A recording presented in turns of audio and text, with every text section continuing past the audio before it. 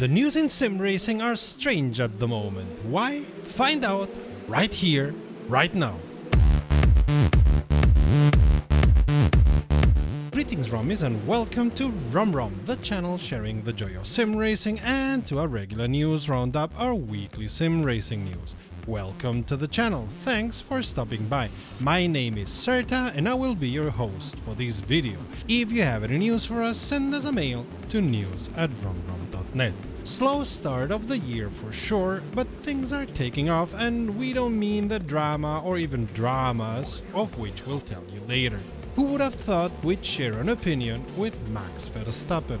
Also, we've been forced to rant a couple of times during this news because, well, there was clearly reason for it. You'll see.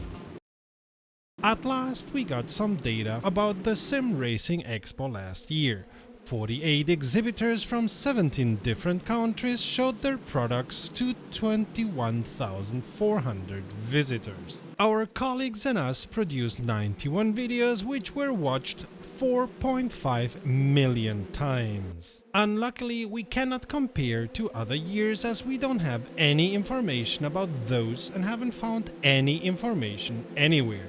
If you have it, please let us know in the comments. Wreckfest released a tiny update, correcting mostly server issues and other small stuff. It may not be updated for content anymore, but at least it's still supported when it comes to solving issues. A less small, but not by any means big update also came out for Dakar Desert Rally. And while it fixes some issues with Logitech and Thrustmaster wheels, it still does not support DD wheels. It also solves some bugs and introduces treasure hunting to the free roam mode.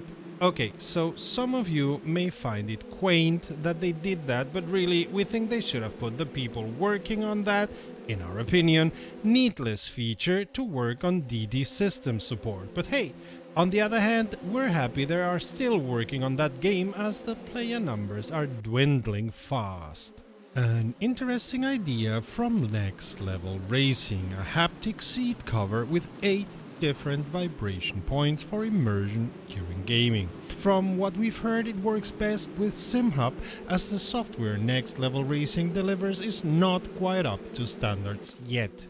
It may be interesting especially for the seat of your pants effect. All in all, we're not convinced this is something anyone needs to race, but we're happy to be proven wrong. Race Room had yet another small update with lots of small touches on some of its tracks and also a couple of changes for the MX-5 Cup and the Scirocco. What's funny about this update is they have eSports WTCR 2023 liveries. And what is funny is that there is no real live WTCR anymore, the series having faltered in October 2022. So the only way to race WTCR now is in esports in Race Room. Go figure. Rennsport did a second Q&A session shortly before the holidays. See the link to our news about the first one up there, which was less fruitful than the first one. Maybe it was made too soon after the first one. Still, we were able to squeeze some information out of it, so you don't have to waddle through the whole hour and change it lasted. After wasting almost a quarter of an hour with a "how great was 2022" fluff conversation, we finally got to hear news about 2023. The start of the closed beta was moved from end of December last year to end of January, or more likely beginning of February this year. The reason given was that they had to work on their, we suppose, contractual obligations toward league racing. Which sounds a bit strange when you have barely 3 cars and barely 2 or 3 tracks in what is a sim that is not even released in closed beta, but whatever. Oh yeah, despite all of these, they teased a new car, a Porsche, at the beginning of the year. Also, they plan yet another so-called summit in May, to which they plan to invite mod makers on top of the couple of influencers they invited last year. They teased an AI-supported training for new sim racers to learn where to brake and how to drive better, but did not go into details, and as they did not get into specifics at any point, we're not sure if this was them thinking aloud or if this is something that is already part of the sim or at least part of the requirements. A requirement they were specific about was the work on supporting widescreen monitors, especially curved widescreens. Asked about the lack of performance of the Unreal Engine, specifically with regards to sim racing, they on the one hand expressed their hope future versions of the engine would become better in that regard, but they stated they were also willing to extend the engine in the parts it might be lacking. This would make it more difficult to update the Unreal Engine within Rennsport in the future though, so it's a devil's bargain. With regards to mod makers, they reiterated their wish to give them full support, offering them the same tools they themselves use to make cars and tracks. From their words, they are even setting up a team of developers specifically to support mod makers, building, maintaining and expanding a set of APIs to bring mods to the sim. An interesting thing is that Rennsport may get physical car debris on the road that may damage your car when you drive over it or collide with it. But it's early days and it seems this feature may require a lot of testing. With regards to sound, Rennsport say they were going to start recording real sounds from the cars they officially are going to bring into the sim in the near future so as to have as accurate as possible engine sounds. League organizers will be happy to know there is going to be the role of race director on Rennsport from the first day. League drivers may find it also interesting that a teamwork environment is in planning, with people in the team being able to have the role of strategist or engineer. Again, this is early days of planning.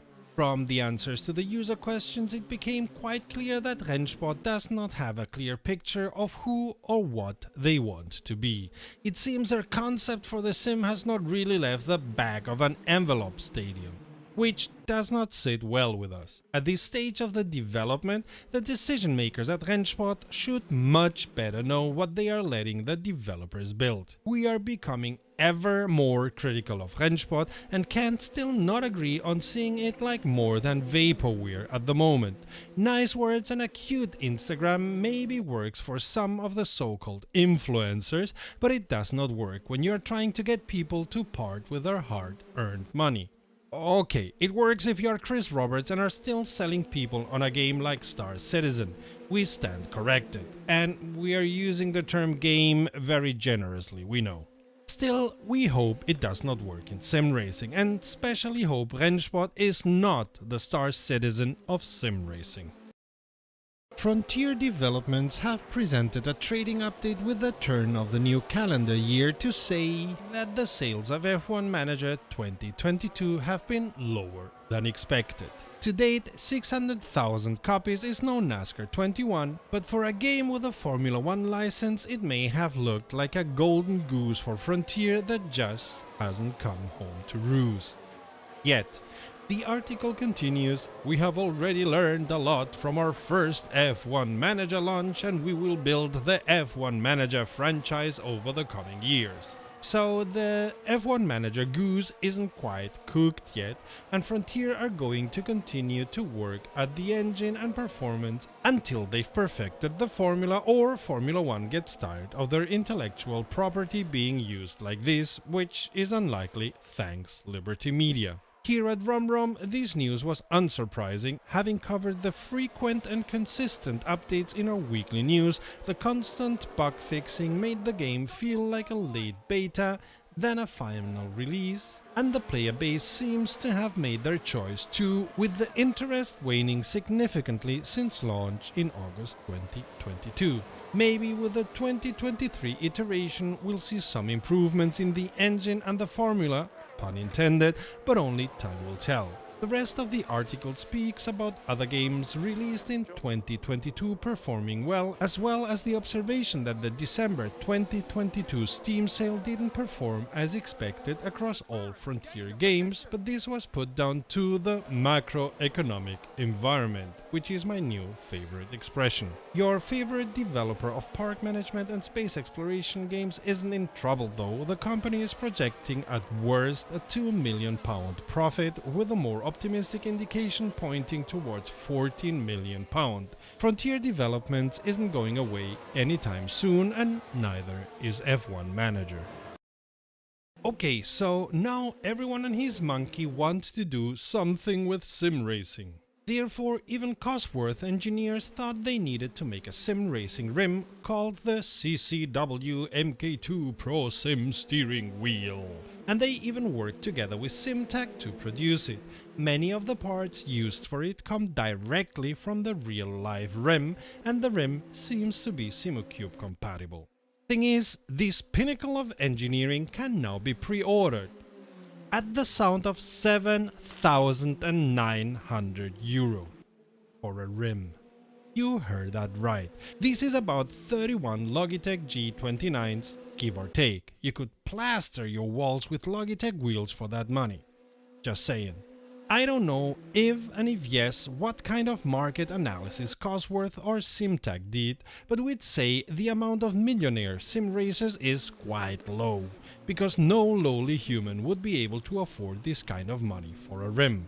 And if you belong to those who can, why are you not in our Patreon? Not even the Fanatec BMW rim, which you can use in the racing car and with a Fanatec base, costs that much, and this here is a rim exclusively for sim racing.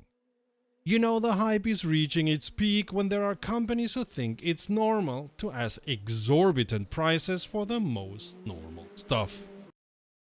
Patrons allow us to ignore any YouTube bullshit and allow us to invest in high-quality sim racing journalism like Sim Racing Expo or buying hard and software without strings attached. Amongst other perks, it will fix your name for posterity like this, but you'll also get to know what we plan and what we're doing. So a big thank you to our patrons. If you come here regularly, please consider subscribing.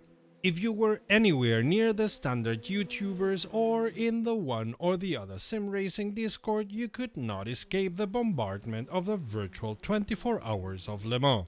The rights being owned by the Motorsport Network, it was clear the event would take place using the software of the company they own, Motorsport Games, which is rFactor 2, as we're sure you all know.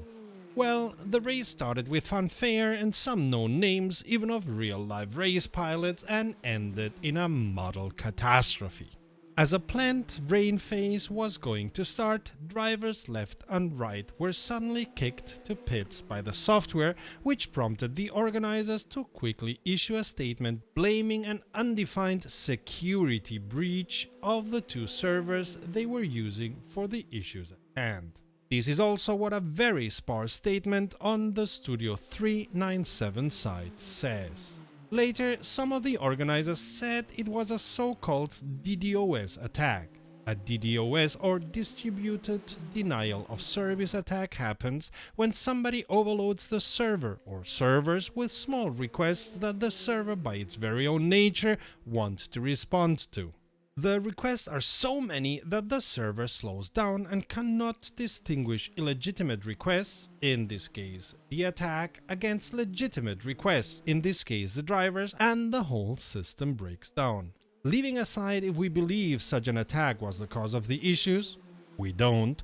Nowadays there is a myriad of ways to avoid consequences of all but the most persistent DDoS attacks. Ways any server administrator worth his money should put in place, provided he or she gets the resources to do so. As a big event, falling prey to such an attack means somebody within the organization of that event disregarded the most basic of safety and security issues.